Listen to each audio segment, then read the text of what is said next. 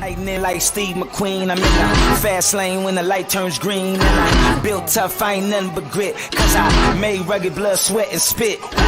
Yeah, like a horse I fly. Better push yourself in for a bumpy ride. I like to play hard, but I work harder. And I weather the storm cause I'm built stronger.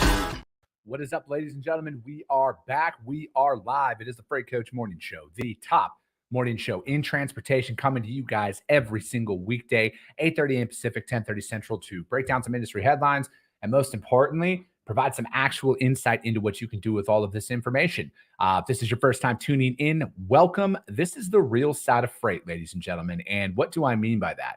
I mean, I only speak to transportation professionals on this show, as well as my twice-a-week long-form podcast, you guys, because I want to put the right information out there for you guys from the people who have done what you're looking to do or who are currently doing what you're trying to achieve, you guys, so you guys can apply that information, utilize it, and see a meaningful difference in your business and your life. It's one of the many, many reasons why I proudly fly this American flag behind me every single day.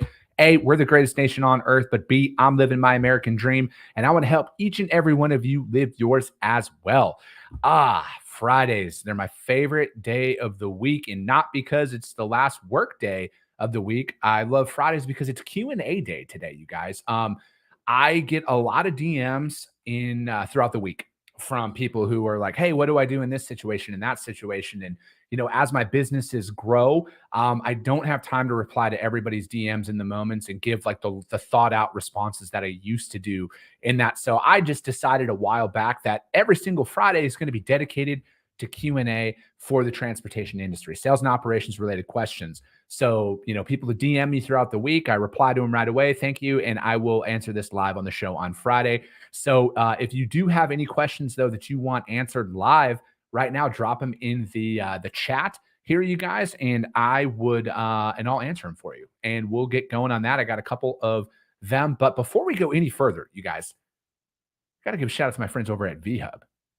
You guys want to make a little bit extra money out there? You guys want to come up with a different sales solution for your customers? Or if you're a small fleet or an owner-op, if you're sick of putting your trailer in the shop and having to shut your operation down, you don't have to do that anymore, you guys. You guys can jump on VHub, vhubapp.com, and go on there and see. Like, they got a bunch of trailers, you guys. And you get paid to move them, like I said. Like, this is on top of the revenue that you can get by loading these out, right? So it's not like they're paying you to do this and then you can't load them, right? Like, you load these up with your customer's freight, power only, drop trailer, whatever you want to do, you guys do that. So what they're working on is they got Staunton, Wisconsin going over to Milton, Ontario, and they pay $525 US per trailer, you guys. They got 94 trailers out there. Out in San Diego, Ron Burgundy's hometown, they go to multiple locations. They got about 70 trailers left.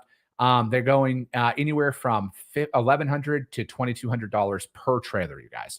That's right, per trailer. It's going all over the place. They got roll-up doors and standard drive-ins going to Texas, Tennessee, Ohio, Missouri, Michigan, Indiana, Illinois, New Hampshire, Mass, Wisconsin, you name it, you guys. They're going everywhere. And they're like literally $1,100 to $2,200 per trailer. And then finally, Paragould, Arkansas, going to Mississauga, Ontario for $736 US per trailer. Guys, there's 136 of them too. So just think, if you had a drop trailer shipper over in Memphis and you get it over there and it's going up into Canada, like it's a very great opportunity for you guys. So hit them up, vhubapp.com. My friends, Zach Lonergan and Stacy Steen, they'll be in the audience. Just do me a favor, let them know that the Freight Coach sent you. Nathan Granada, dude, it's been a minute. Good morning to you, sir. Haven't seen you on here in a while, man. I like it. John Radvansky, happy Friday, Freight Friends. Let's fucking go. Dylan Turner, watch your mouth. No, I'm just kidding, Dylan. He says, good fucking morning, and watch it over on YouTube, you guys. I go live on YouTube as well. I hear the stream's pretty good over there compared to LinkedIn. Josh Hempstead, what's up, brother? Happy Friday, man. Thanks for tuning in. Cole Mikulik in the house. Dude, my man Cole, I got to give a shout out to him. He actually jumped over to SPI and started his own. And he's took control of his financial future. He started his agency over there. Couldn't be more happy for him. You know, Cole and I were messaging back and forth the other day. And you guys, I can't say enough positive about SPI. Overall, that's who I run my brokerage through. All the back office support, all of just the support in general is literally unrivaled. I mean, it makes me running my operation so much more smooth because of the support that's there.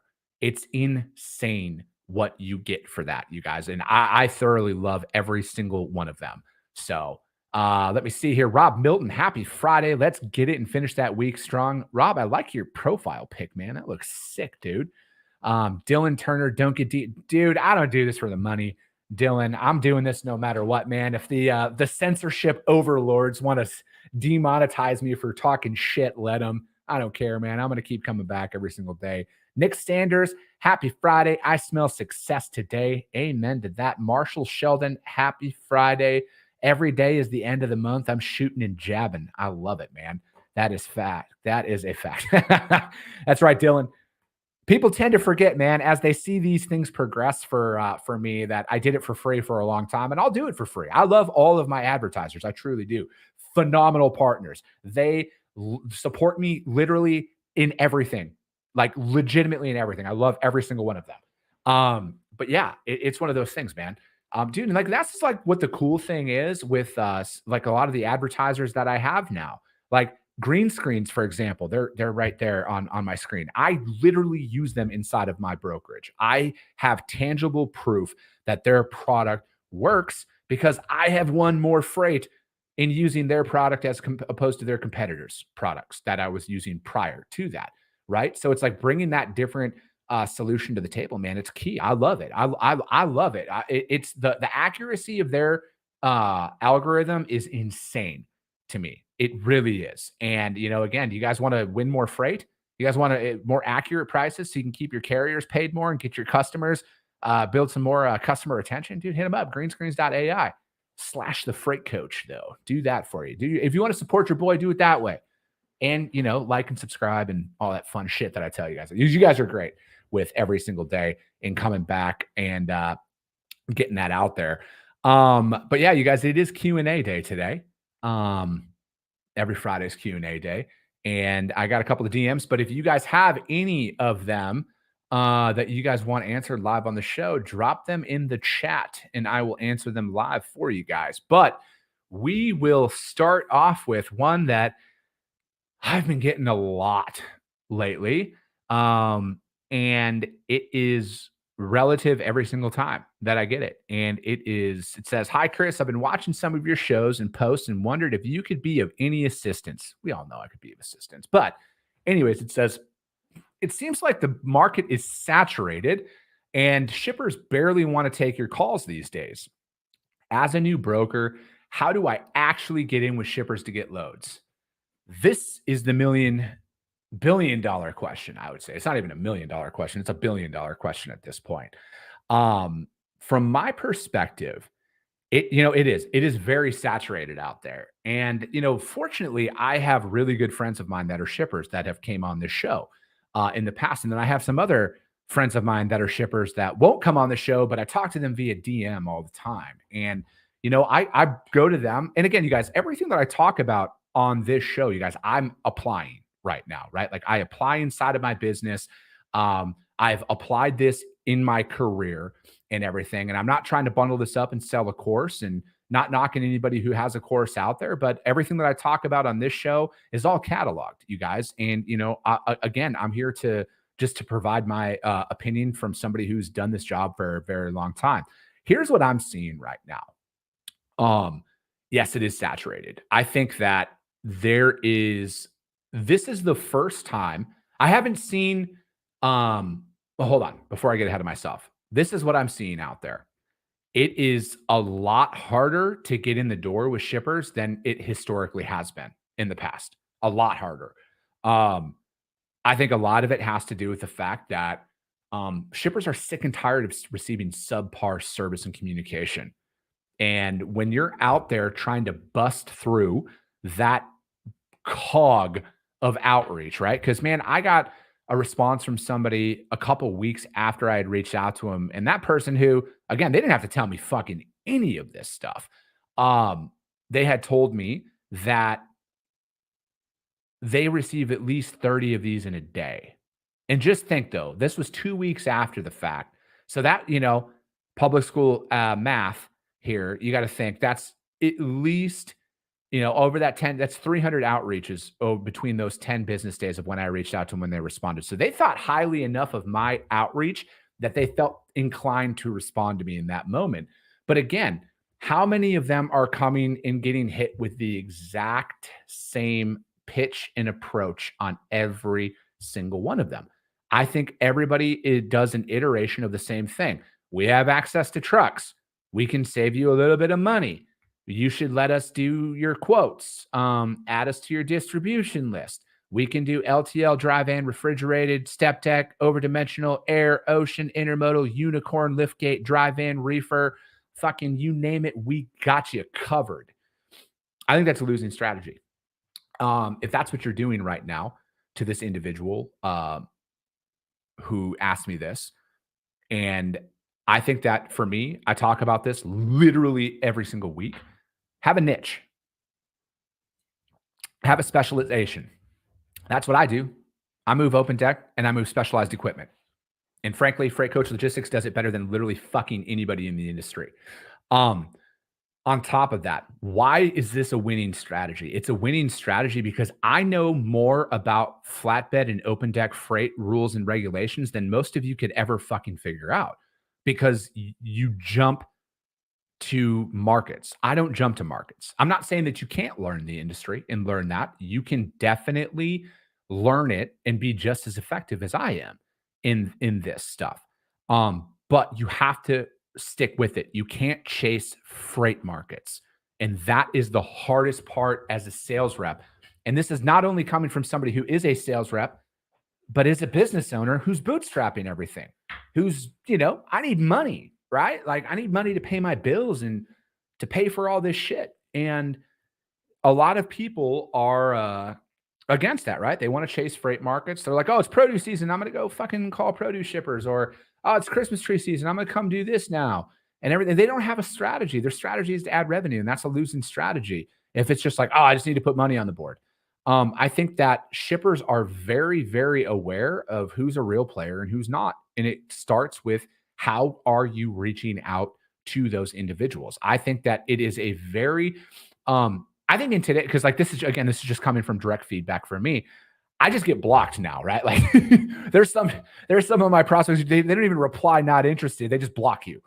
I think that that's about a very telltale sign that it's a no. I think that right now, if you're not getting a response, I think that you're able to lay a digital track record on how you communicate and how you are different, right? So again, I think like if you're taking that lazy route of just sending the exact same thing, and John Radvansky, he comes in and says, as a shipper, I can tell you that we have a need. I can tell you that we have to have a need before we onboard new brokers. Constantly calling and emailing does not hack it. And he said, those are the pitches that I get. I'm assuming he's referring to the ones where we can save you money, let us bid on your loads. We're unicorn, liftgate, dry van, flatbed, step deck, refrigerated flatbed. We can handle all of that style pitches. I'm assuming that's what he meant by that. And, again, is I think like you really, really hone in and refine it. When I reach out to somebody, I am calling out 3 pieces of information about their specific company inside of my outreach. Every single time I will take the time. That's why it's like, for me, I'm not going to sit here and tell you what is the most effective KPI outreaches in a day. I'm not going to do it.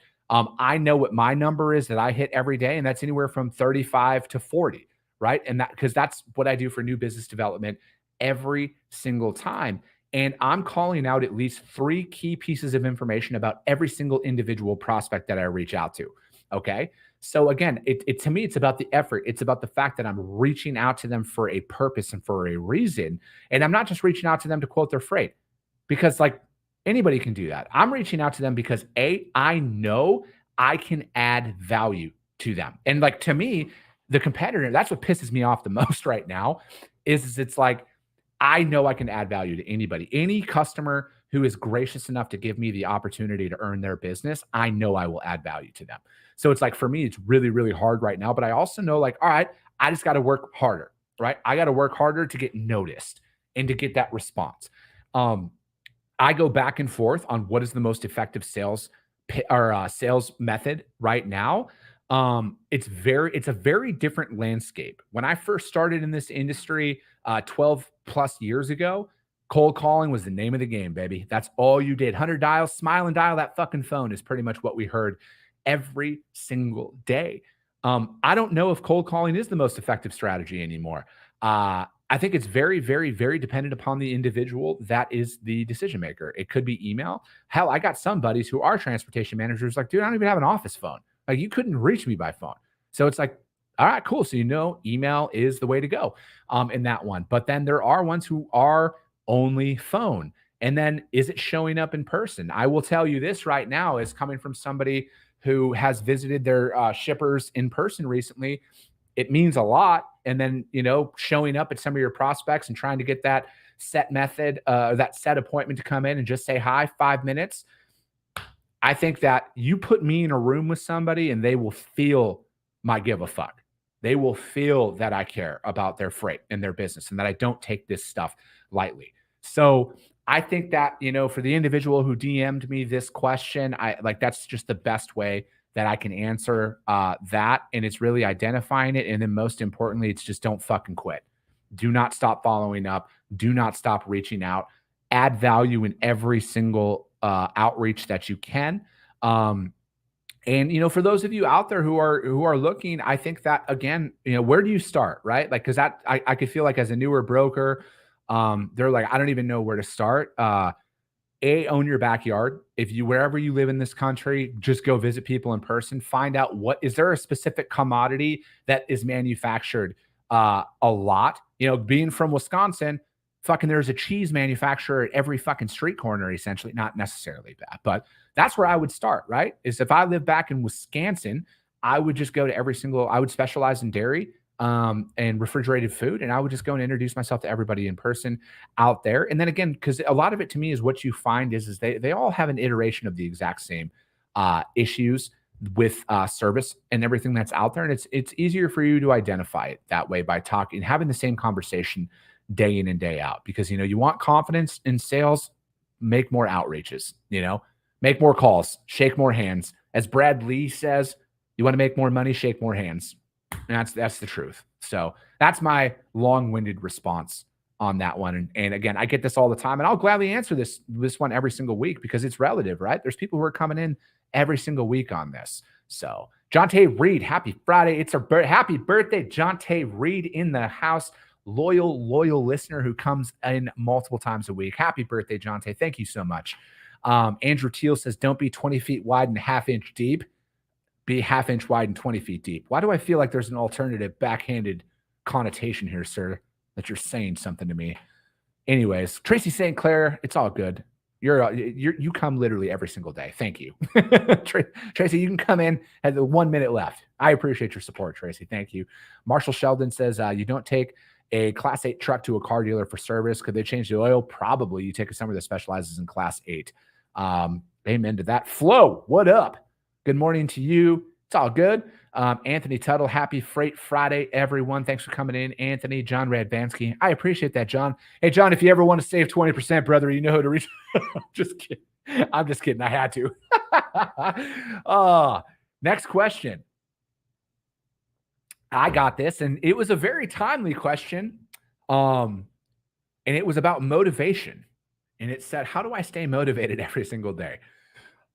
Oh, fuck. I don't is the answer. And this morning was a prime fucking example of it. I did not want to get up for the life of me. I did not want to give up. I wanted to fucking stay in bed. And I'm never motivated. Like very rarely. Like one day out of the 7 of the week will I wake up, and it's usually Mondays, right? Like Mondays, I'm like, fucking let's go, baby. But the other days of the week, I fucking have to convince myself to get out of bed and to get moving and to hold myself accountable in those ones. Cause that's, for me is, motivation's bullshit. Discipline. It's discipline. It's cultivating discipline to hold yourself accountable to do the work that's required every single day. And I learned this from a gentleman called by the name of Andy Frisella.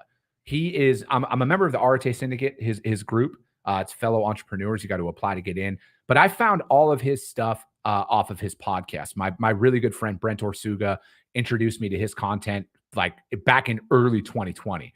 And I fell in love with his message and his methodology, and everything else. And that's since spiraled into a couple of other people that I listen to very, very frequently. I listen to Ed Milet. I listen to Andy Frisella religiously.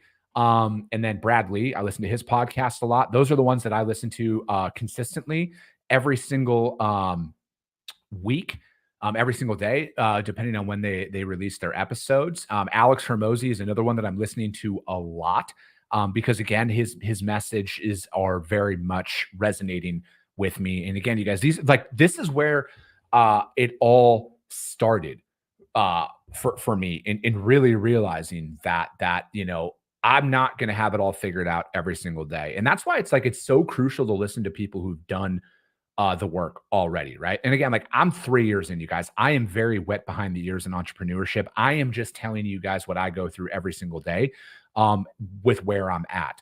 Is that method going to change in time? Probably. As I get more experience, as I grow, as I achieve more, my methodology and my stuff is going to change. But what's never going to change is my discipline.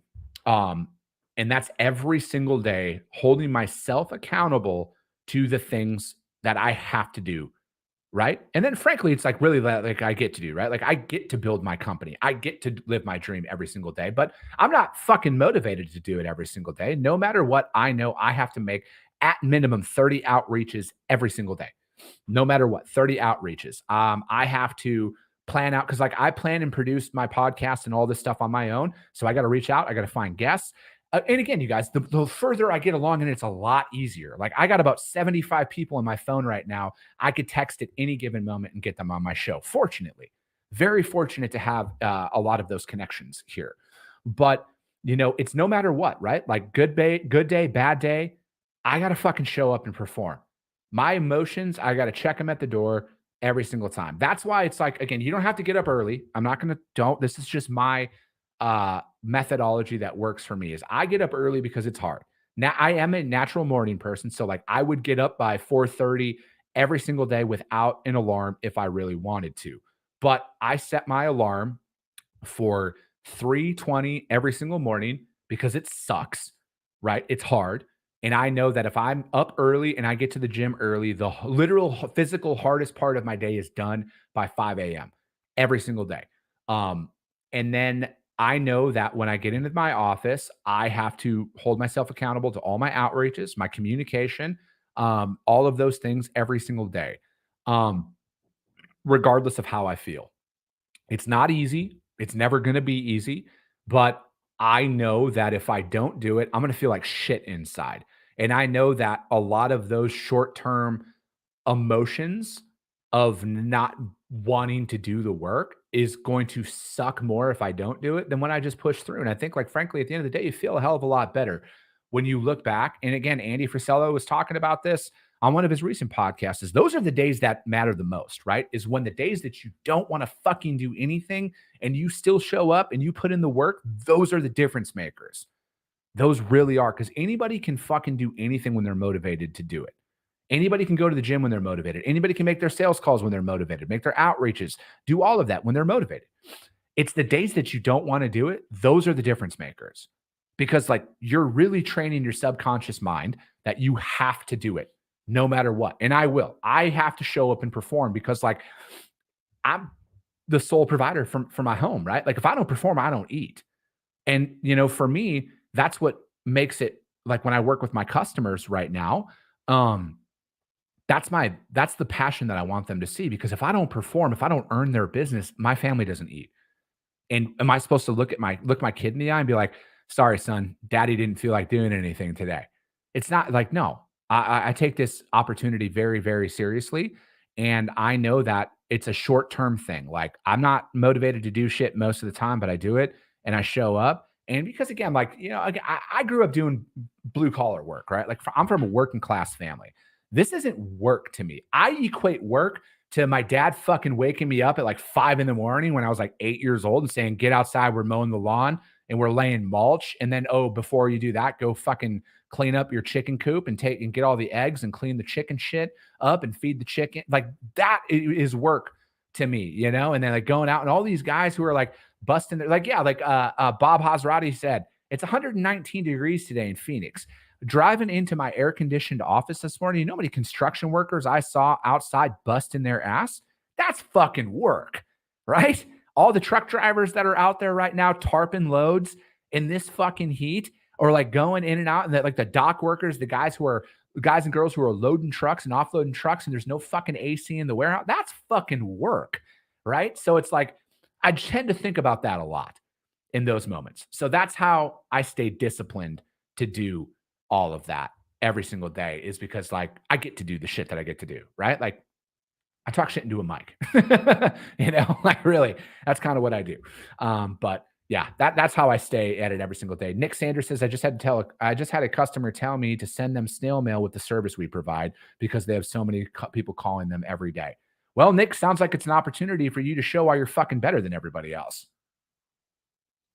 That's what I like. I just need an opportunity.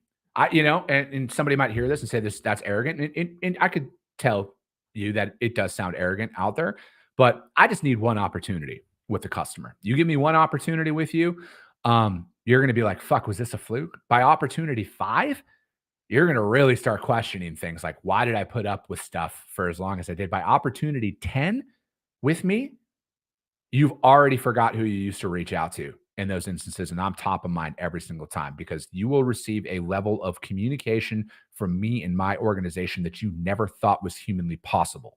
Because as a broker, that's literally all I can control is my communication. That's it. I cannot control anything else. I can't control traffic. I can't control weather. I can't control anything other than the communication that I provide.